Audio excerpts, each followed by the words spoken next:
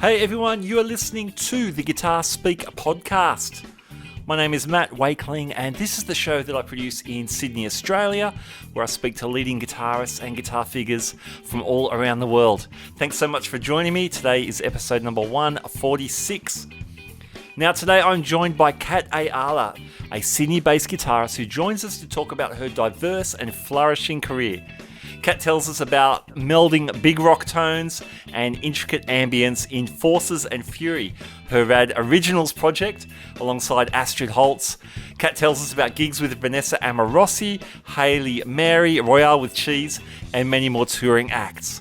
She's got some great stories about landing high-profile gigs, how Diesel introduced her to Yamaha, which in turn led to a Vox artist endorsement, opening up for Daryl Braithwaite, and plenty of other great stories. Now, Kat is also a gear nut. She embraces both digital modeling and earthy stompboxes, tube amps, and digital processing, and she loves bending the signal flow to do her will. She also has some wonderful stories about some of the six strings that she chooses depending on the gig at hand.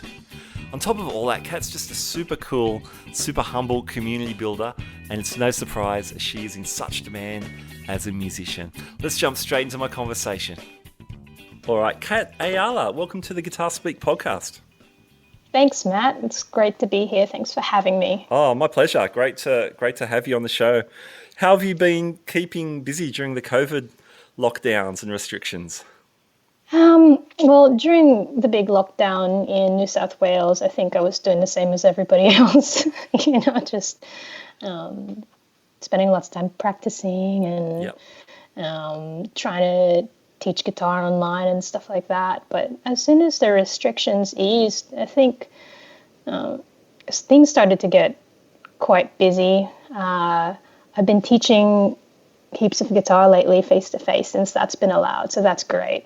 Cool. That's really been keeping me financed, so to speak, because I went from, being a full-time gigging session muso, and then lockdown happened, and then like a bunch of our friends, you just saw your entire year kind of disappear in the span of 2 days, right?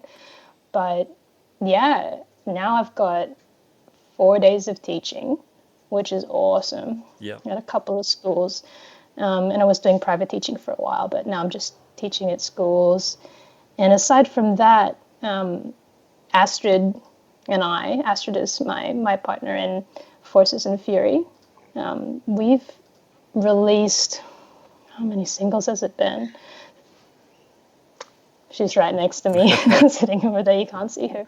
Astrid and I have released 3 singles since lockdown. Okay, cool. So we've been busy doing that. Yeah, nice. Yeah. That's great. Very cool. What do you enjoy about teaching? I think primarily it makes me a better musician. Yeah. Yeah. I'm really enjoying connecting with a bunch of people over guitar, I suppose, because I haven't really had this space to do that in a while. I mean, I connect with a lot of people. I've always connected with a lot of people in terms of, what gear we use or what bands we're playing in, what music we like to listen to. But it's been a while since I've nerded out on the instrument and, all the technical things. And I really enjoy helping my students be able to play something that they couldn't play before, and it kind of helps you relive, it helps me relive my discovery of the instrument, and that's really encouraging for me as a player. When you get back to that kind of joy when you figure something out, and so now I'm studying a bit more for myself. Yeah, cool. Yeah, That's it's probably awesome. The same thing you get from teaching music, is it, Matt? Absolutely. You like about it? Yeah, I love it. That light bulb moment when some students, they just get something. It's super exciting, and it does take you back, to that excitement of discovery. So that's really cool. That's really, really cool. Hey, you mentioned Forces and Fury, so 3 singles in fairly quick succession, which is great. I've been digging that stuff. It's such an interesting mix of really chimey ambient guitar over electronica kind of stuff, and then more straight ahead rocking, more in your face tones. So Yeah. what's before I mention some of those tracks, who are some of your formative influences? Because you seem to sit on both sides of. I mean, I'm making a very binary thing, which is not super accurate. But you rock out super hard, but then you come up with these beautiful, chimey, intricate kind of parts as well. Who were you digging growing up as a player? Uh, so many people. Yeah. I grew up in a very musical household, and my dad was listening to Deep Purple and Led Zeppelin and the Beatles and Toto, you know. While my auntie and uncle were into Metallica and AC/DC and Guns N' Roses and all that sort of thing. So rock was a big thing for me as a child. But then when I got into my teens, I got into that, what they call power pop. Yeah, or emo type stuff. Okay. With bands like The Used and Taking Back Sunday, and that's where I cut my teeth, I think, in learning those pop punk songs. And I played in a pop punk band for a while. But what I really love at the moment is, and I think you probably hear this in a lot of my original music, is bands like Death Cab for Cutie. Mm-hmm.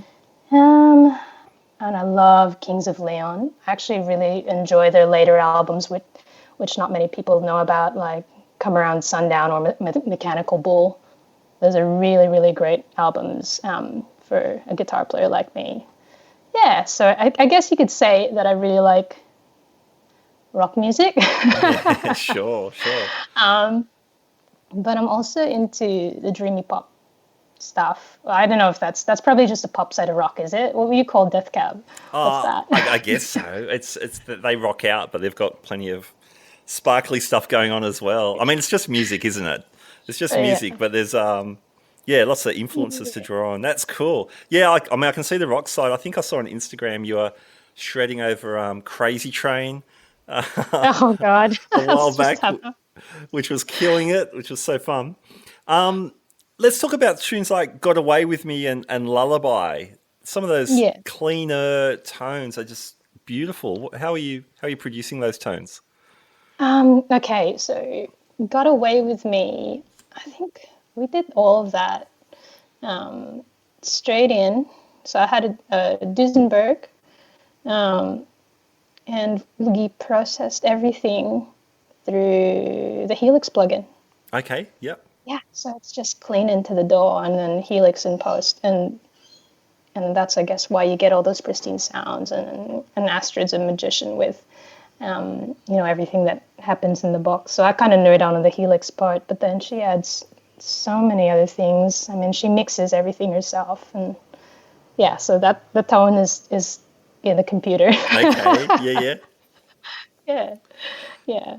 How about when you want to bring in hardware? Like, what's some of your favorite pedals and that kind of stuff? All stuff like that. Oh wait, you asked about Lullaby. Lullaby is actually kind of half recorded in the Philippines.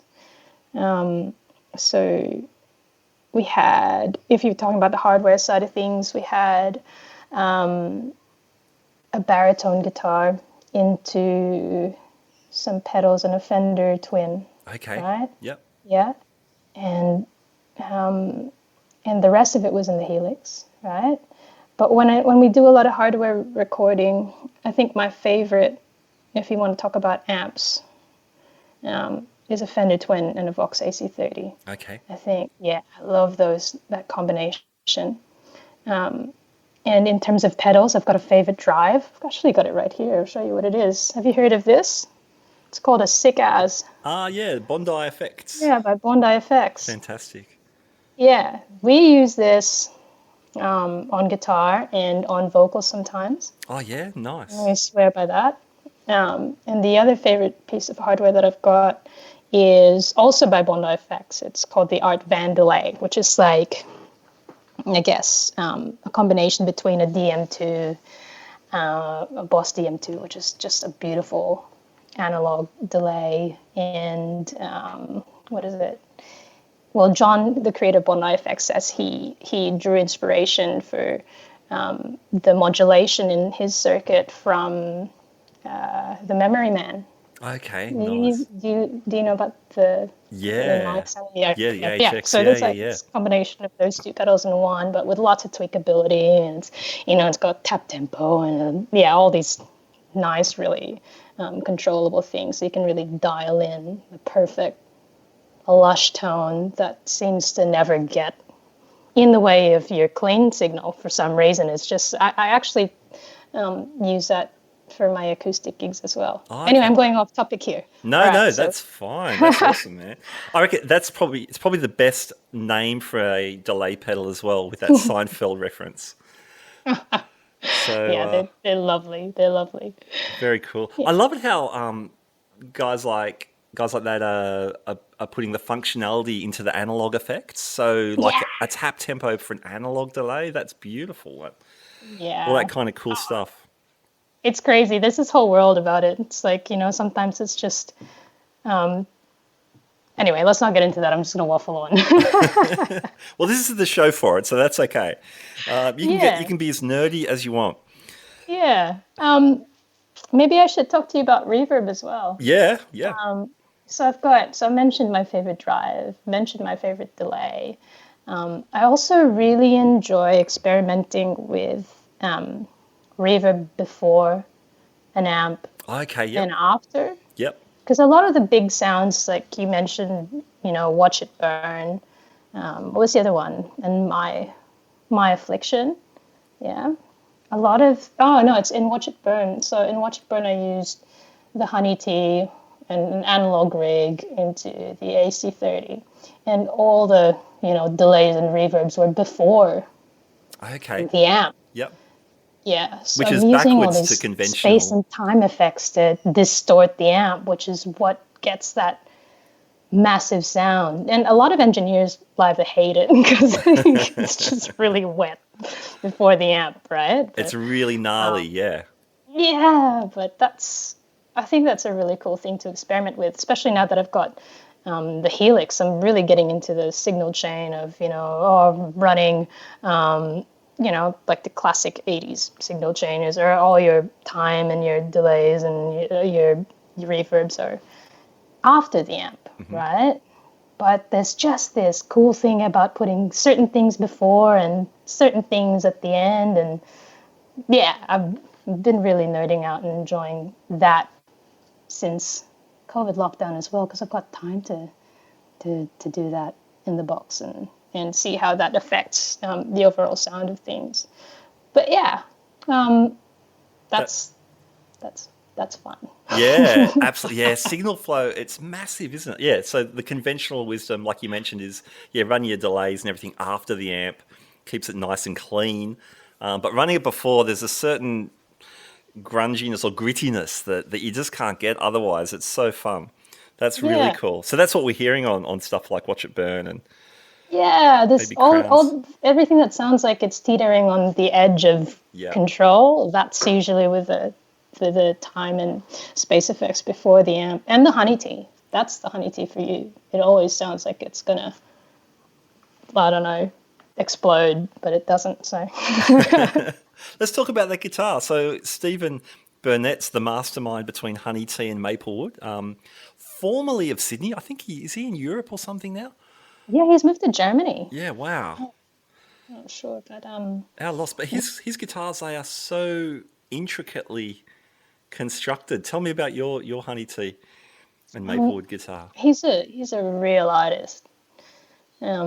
He spent a lot of time. We spent a lot of time talking about what I needed and the sounds I liked, and he really helped me kind of understand what things we could put in the guitar that would make me feel like it was an extension of the things that I loved. I never tried Filtertrons, for example. Okay. And he suggested I try those because I've always loved Telecasters and the clarity of Telecasters, but I also could really do with some humbuckers, stuff like that. Yeah. Anyway, so with the build, he was so he listened to me really well. I think that's a massive part of the instruments that he builds. Is he listened to what I needed. The guitar is ergonomic. Yeah, I've always struggled with RSI. And he made it extremely lightweight. It's I don't know if the right term is chambered. It's a full hollow body. It doesn't have a sustain block. Okay. Yep. Yeah, there's no sustain block. So I guess you can hear it, right? in the songs, the way that I use it. It's got this beautiful howl in it, especially when it feeds back on the lower to mid frequency. It's just amazing. So it's really light, so light. It sounds beautiful. The cutaways are just how I like them, so that they hug my body. So when I play the guitar, then I'm not really stressed in any way. The neck is hollow. What? Yeah. Mind blown. No way. Explain that. I don't know. I don't know how he did it. Far out. Wow. It's so light. Wow. So yeah, he took all this, my RSI issues, the tones that I wanted. He came to gigs and he watched how I played, and he's like, "Oh, you should try this Bigsby out." It's insane. And now I'm so influenced by the guitar that he built. And I've got the Duesenberg Star Player TV. It's got a beautiful tremolo system on it, and I never would have understood that I liked those things until he put that in my hands. He put the Honeyti in my hand. So he should play with the Bigsby. Yeah, wow. That's very cool. Far out. That sounds amazing. Yeah. Yeah, and then, I mean, you've seen the guitar. It's just, it's a masterpiece. Yes, Yeah. I've seen you playing a Strandberg as well. That seems like the opposite end of the spectrum. That's totally, yeah. Yeah. So the Strandberg, I guess that's part of also the quest for, my quest for ergonomic guitars and guitars that feel good and that are practical and easy to play.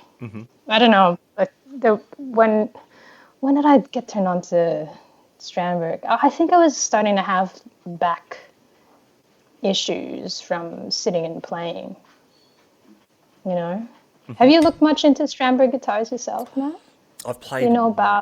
I've played one, and it felt really comfy. The square neck was surprisingly comfortable. Yeah, that blew me away. I haven't spent a lot of time, but that one I played, I'm like, wow, this is bizarre. It doesn't seem like it would work, but it does. Yeah, it's completely bizarre, but everything about it, after you look into it, it starts to make sense. That whole trapezoid thing is, this trapezoid shaped neck is just so wherever, however you're holding in your hand, then you've got enough width between your fingers so that you're not stressing too much, because if it's thinner, then you're actually exerting more effort to squeeze. It's silly things like that you never thought about. Yes, yep. The weird shape is just so that you can play it in a seated position, and you can cross your legs and you plunk it there and it doesn't move around. So it's good for, like, I don't know, classically trained musicians that need to have the neck up high like that, or people with RSI like me, and you just need to sit down for a few hours to work something out. Yeah. I actually, I'm the kind of guitarist, I need a lot of practice, right? I'm not a wizard like a bunch of other guitarists that can get things in a heartbeat. I actually have to sit there and work stuff out, so an instrument like that I can sit with for hours and hours upon end is just so invaluable to somebody who needs to practice as much as I do. Hey, I think you're describing 9 out of 10 guitar players, by the way, Kat. We all need to sit there and work it out. And I think you're a wizard because you do that. So I just wanted to back up on that one. You've mentioned RSI a couple of times. What's the story there for you? Well, it's been a battle. I think it first started happening something like 5 or 6 years ago. Asti and I went to the Philippines when we first started Forces and Fury. And we were there for 8 months writing songs and, recording with the gear that we had over there. And I was playing so much. And I was playing a baritone electric with, I think, 12s on it or something. And I think we had a big day of recording and I was doing a lot of bar chords or whatever. I think we were there for something like crazy, like 4 hours. And then in the middle of the night, I woke up with this incredible pain shooting down my left arm. And I had to go see an acupuncturist and a doctor and take pain meds and stop playing for like a month. Oh, wow. Yeah. So that was the first time I've ever had that 5 years ago. And ever since then, it's been on and off. So I just have to be really careful not to overexert myself. And so when I can find a guitar that allows me to play for longer, that's like blessings. Yeah, for sure, me. for sure. Yeah. Okay. Well, much kind thoughts like headed your way for that to totally settle down, I tell you. Yeah. You're a Vox artist. That's pretty cool. Yeah. What does that actually mean? What does that mean for you? You mentioned the Vox AC30 as being one of your favorite amps. Yeah. How did that come about? Being on festival stages, Yep. I think, and playing in a band called Racket. Did you know that I played in a band? Oh, Yeah. you must have, yeah, because Yeah. I started playing the Honey Tea when I was in a band called Racket and Yep. the Strandberg as well. And we played so many festivals, so many shows with backline provided.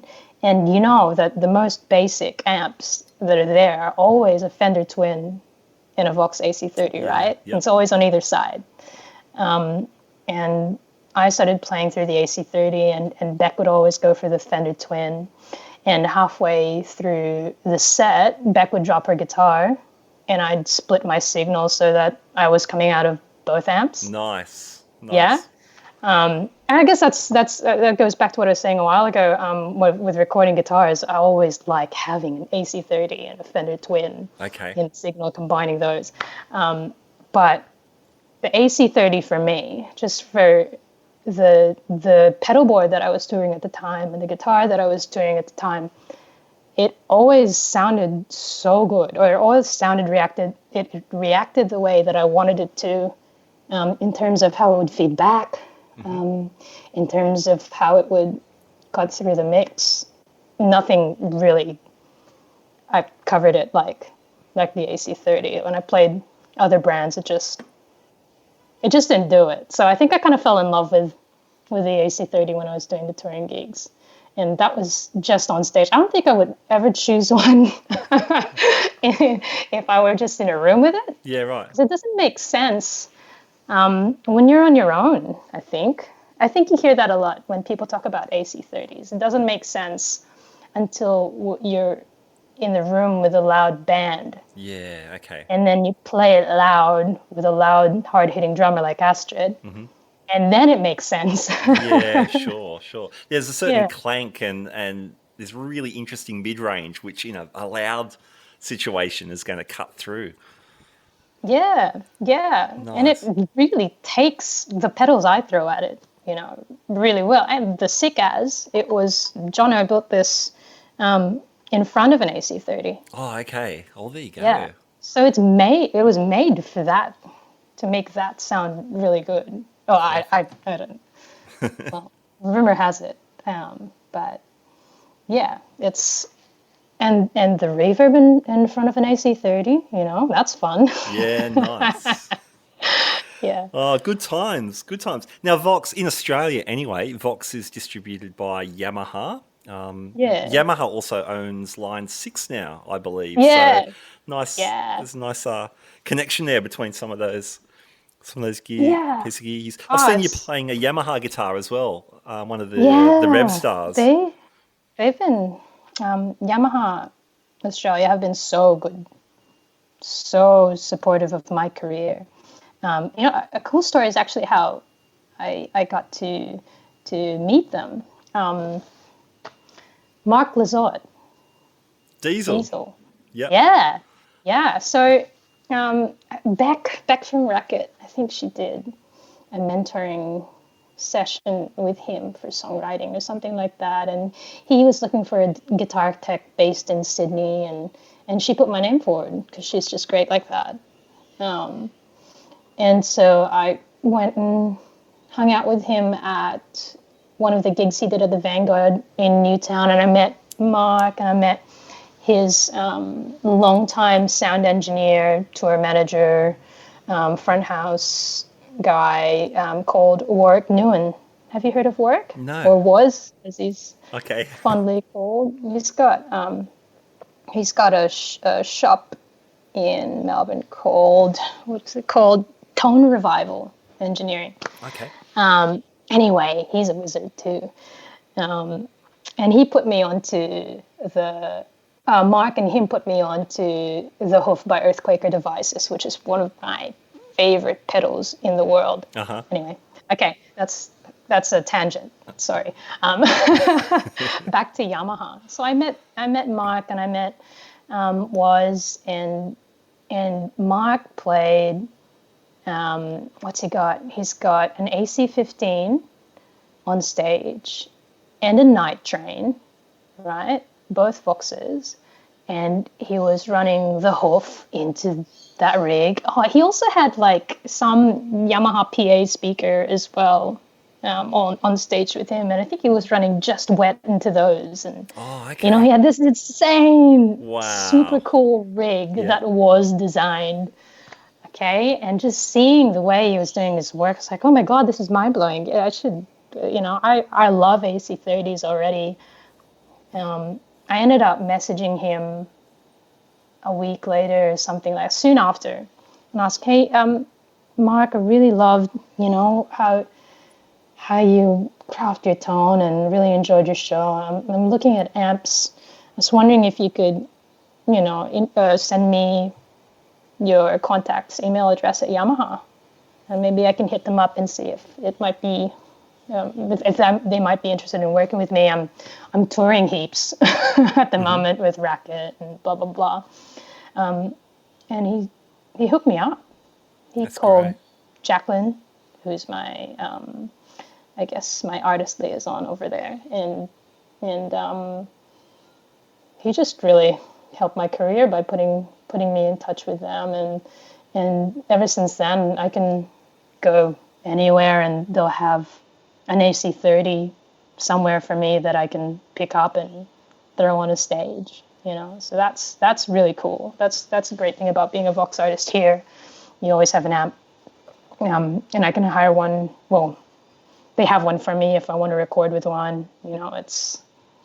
It's awesome. They're really supportive like that. And now I've got access to a bunch of other Yamaha products like, the Helix and their cool range of guitars because they've got a lot.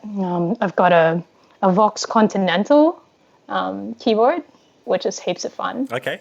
Yeah. So, yeah, they're really supportive, and they like to see their gear being used to create lots of original music and be toured in local venues. And yeah, it's insane. Like they support every level of artist. So Fantastic. I can't thank them enough, really. Very cool. That's awesome. And man, such a great story about Mark Lizotte hooking you up. Yeah. Did you end up teching for him at all? Pardon? Did you end up teching? Oh no, I didn't, because I was touring so much. Yeah. I just, you needed your own tech.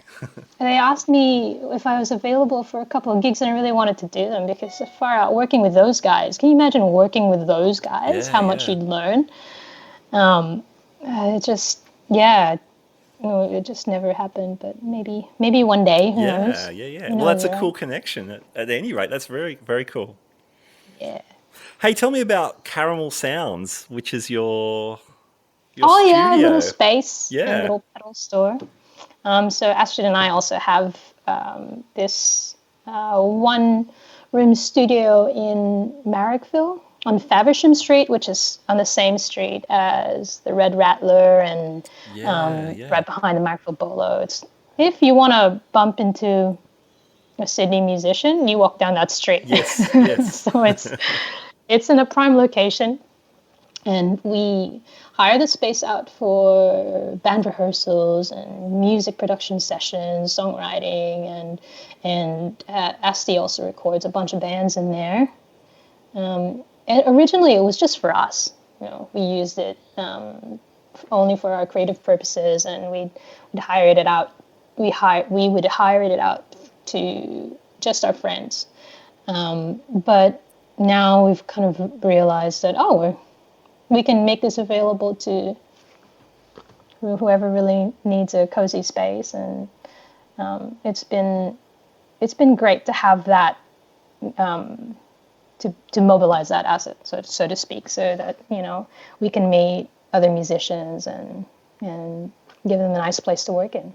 Yeah, nice. Yeah. Nice. And do you end up playing on sessions there for other artists or Yeah. that kind of stuff? Yeah. Yeah, absolutely. So that's cool too. It's kind of just another way to I guess be involved in records. Usually they'll just come in and can we book some time in, and they'll Asti, can you actually jump on and engineer the session because we don't want to do it. Oh, Kat, we might want some guitar parts in there, and they wouldn't have thought about that originally, but because you're around, I mean, you know how it is. If you just got to be in a creative pond, right? And then you'll start working together, and that's the beauty of having a space like that and being in a neighborhood like that.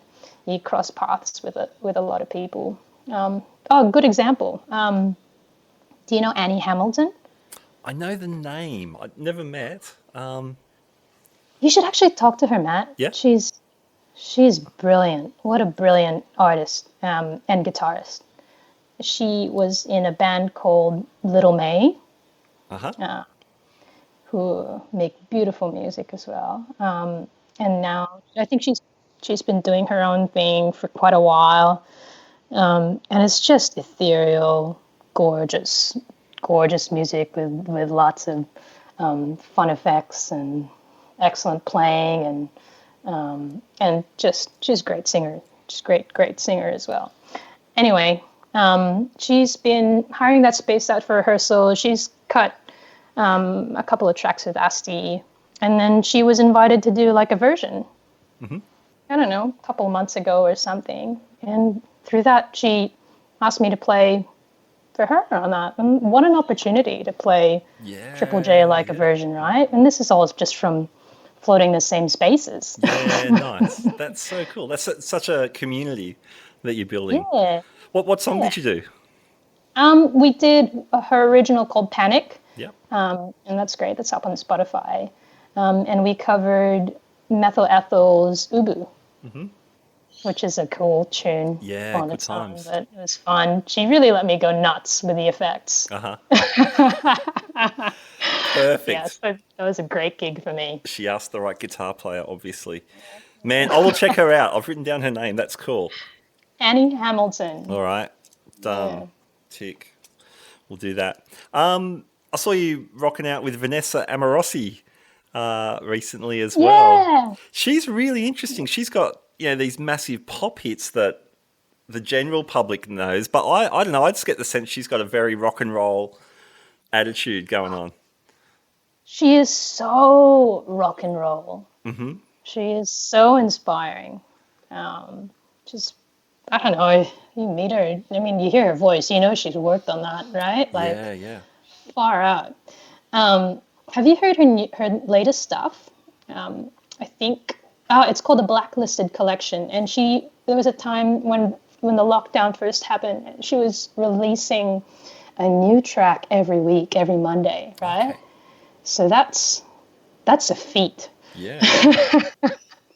And it's so I think they're grungier songs Okay. if you have listened to them, and they're so not the pop you're used to hearing with Vanessa, but you'd love them. I reckon they'd make sense, Yeah, like yeah. now that you've seen her, and she reminds you a lot about, I don't know, the rock genre. Yeah, yeah. If you listen to the Blacklisted Connection, then you'll be like, oh, I get it now. Yeah, she's definitely a lot more than pop. Yeah, for Yeah. sure. And from her live set, you got some really cool guitar moments to, well, no pun intended, but to shine. And rip. There was some great. She would just hand over the stage cue to wail over some stuff. That's pretty cool. She's like that to all her musicians, anybody. It's such an honor to be part of that crew for how long was I playing? Less than a year before all this happened. But yeah, she's got that relationship with all of her players. Do you want a cool story as to how I started playing for Vanessa? Yeah, definitely. So, do you know her band members? I've worked with some guys who've worked with her. There's a Okay. Sydney guy. When she was is she still in Melbourne? Well, she is now based in LA. Oh, so that's kind of okay. why, yeah. Yeah, yeah. I've worked. Like, Some of my mates have worked with her when she was in Melbourne. So yeah. But back to your story. yeah. Well, I'm asking because, her MD and longtime band member is Rodrigo Bustos, or Rod Bustos. He plays for everyone in Melbourne, most notably like Kate Sobrano and Vanessa Amorosi, and he plays for Belinda Carlisle when she's around. Okay. He's nuts, an amazing human being. And I met Rod over 10 years ago for like 5 minutes. Mm-hmm. He was playing bass for Daryl Braithwaite.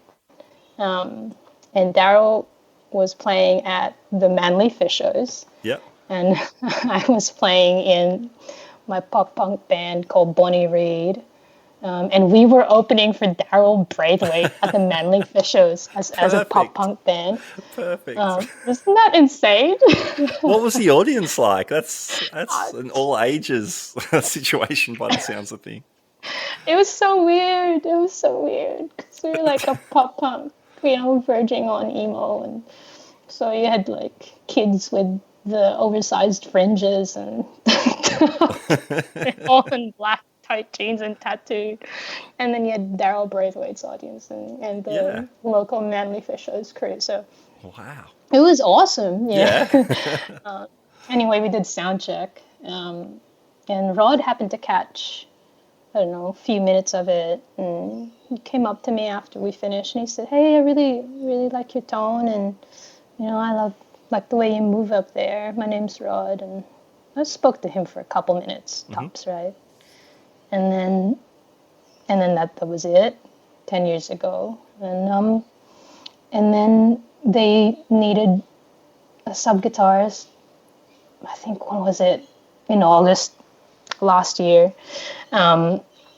Vanessa needed a sub guitarist in August last year, and I got a Facebook message from Rod Bustos 10 years later. Apparently, I had been recommended to him by another amazing guitarist, vocalist called Dallas Frasca. Do you know Dallas? Yeah, yeah. Yeah, so she's from Melbourne, and she's also a big inspiration to me, and a legend in general. And she put my name forward because I toured with, I think I shared a stage with her once, supporting Dallas Frasca, and Racket toured with Killing Heidi, and it was just from playing on that scene, We did so many gigs in Melbourne. We did so many gigs on the road with artists like that I don't know how Dallas got wind of me, but she did. Anyway, she put my name forward, and Rod was like, "Oh, I know that girl. Wow. Amazing.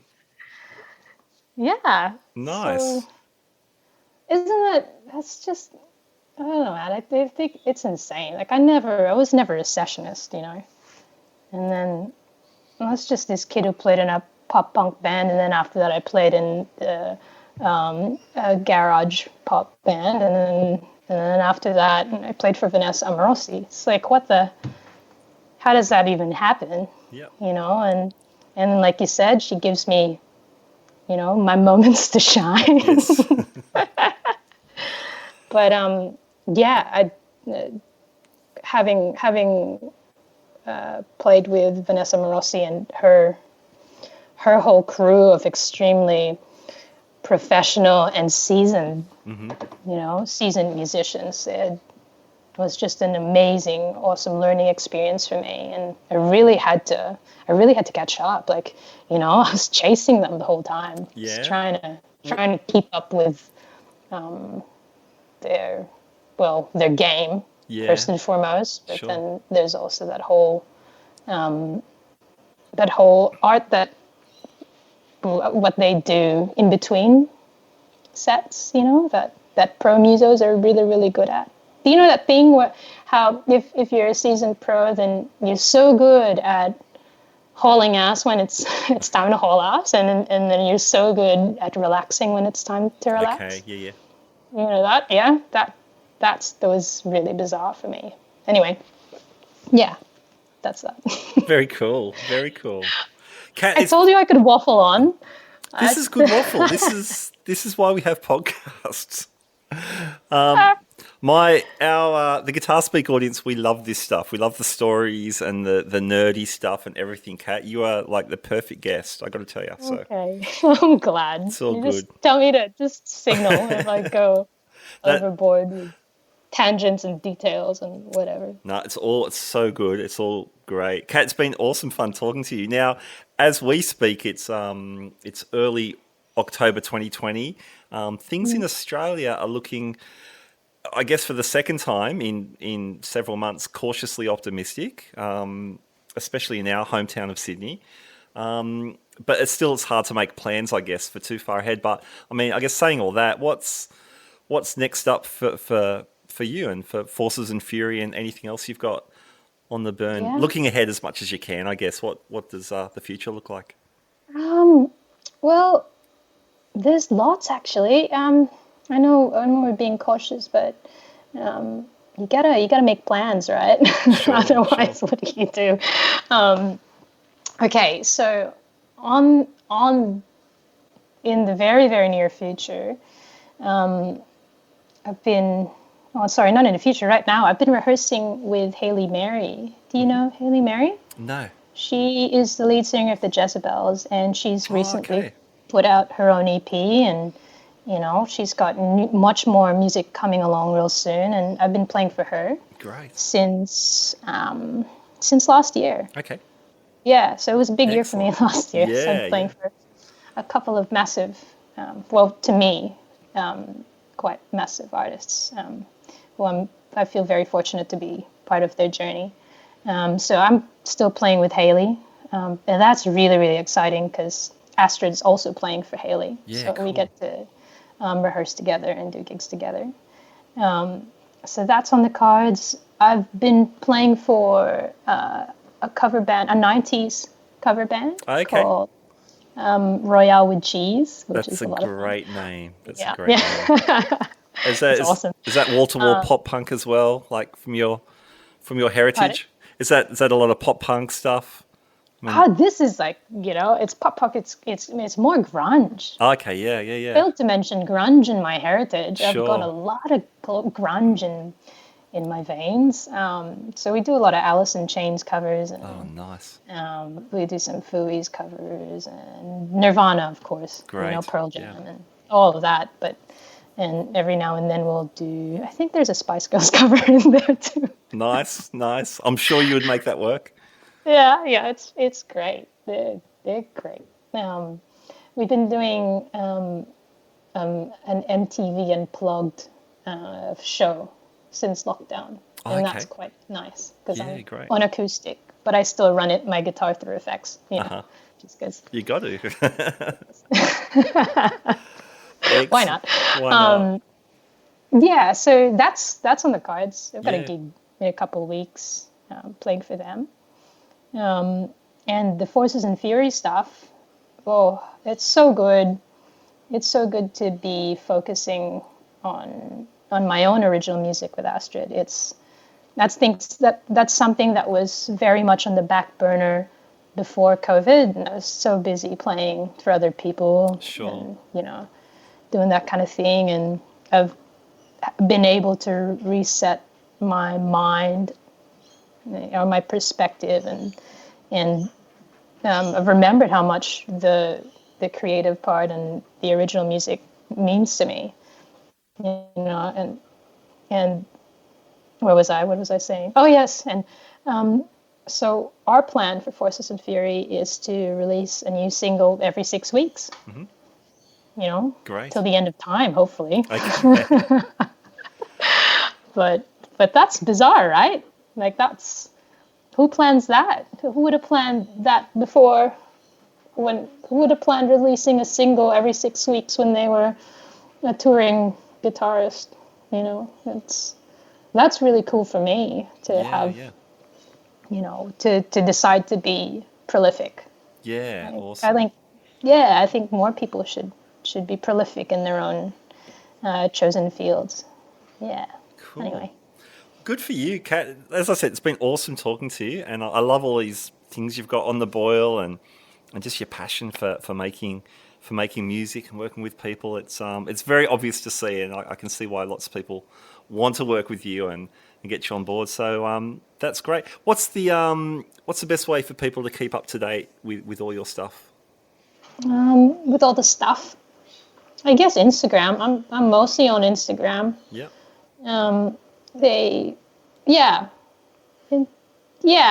I'd say that. Just follow me on Instagram at BK Ayala, and follow Forces and Fury too. I'm actually spending a lot more time on that page now, because that's really that project is at the forefront of my mind, and I'm really putting a lot of my creative energies into my original project, which is great. So yes, please follow me at BK Ayala and at Forces and Fury on Instagram. And if you feel like it, if you've got Spotify or Apple Music, it'd be great if you could give us a spin or two.